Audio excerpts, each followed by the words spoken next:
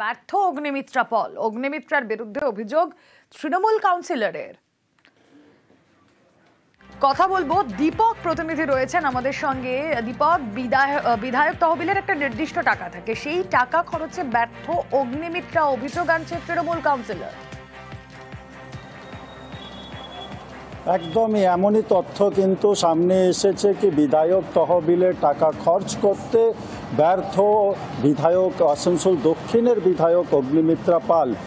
2021-এ বিধানসভা ভোটে তিনি দাঁড়ান এবং জয়লাভ করেন। আসানসোল দক্ষিণ বিধানসভা এলাকায় 2021-22 সালে কিছুটা মান রেখেছিল বিধানসভাবাসীর।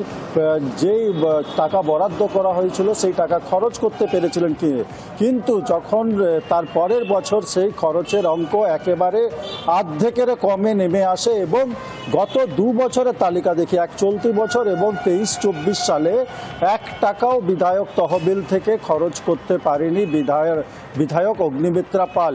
যে উদ্দেশ্য নিয়ে আসানসোল দক্ষিণের মানুষ ভোট দিয়েছিল, বিজেপি বিধায়ককে জয় করিয়েছিল, সেই মান রাখতে পারলেন না তিনি। এমনই তথ্য উঠে এলো আরটিআই রিপোর্টে। আসানসোলের কাউন্সিলর দেবাশিস বাবু তিনি আরটিআই করে জানতে পেরেছেন এমনই চাঞ্চল্যকর তথ্য। যদিও একবার শোনা যাক তৃণমূল কাউন্সিলরের কি অভিযোগ।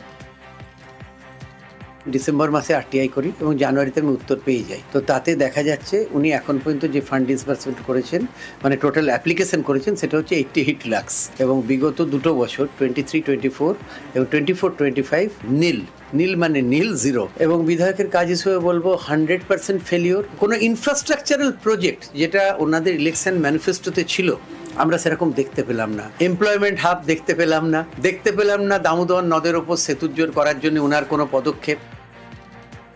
বিষয় তুলে ধরে অভিযোগ করছেন তৃণমূল কাউন্সিলর, আর তার পাল্টা কি বলছেন বিধায়ক অগ্নিমিত্রা পল, শুনুন।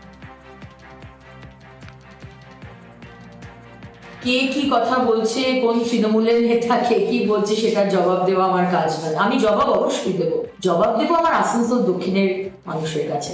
কি কি আমি কাজ করেছি তার সমস্ত লিস্ট আমি বিধানসভা 2026 ইলেকশনের আগে বলে দেবো।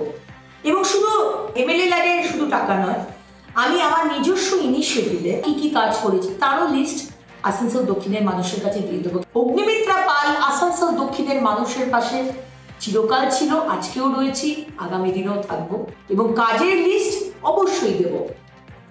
News flash.